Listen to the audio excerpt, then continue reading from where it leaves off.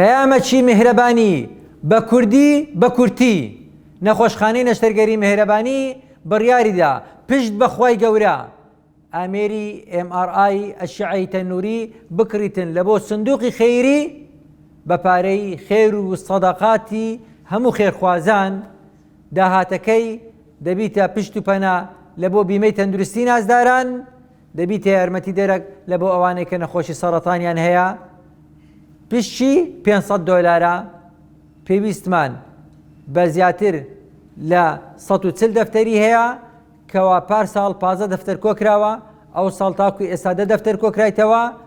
وەرن پەلە بکەن، خۆتان بکەنە شریک لە سەڵەواتی نەخۆشەکان، خۆتان بکەنە شریک لە دروشمی دوو پەنجەی میهرەبانی کەوا پێغەمبەر صلی الله عليه وسلم دەفەرمێتن ئەمن و کافلی یەتیم وەکو ئەو دوو پەنجەی واینا. خێرێکی گەورەیە زەکاتتان، سەدەقاتتان، قەرزی حەسەناتیشتان لە بۆ ماوەی 1 ساڵ بدەنە میهرەبانی، ئەمن دەممە کەفیل لە بۆ گەڕاندنەوەی پارەکانتان. میهرەبانی، دڵسۆزی و لێزانی.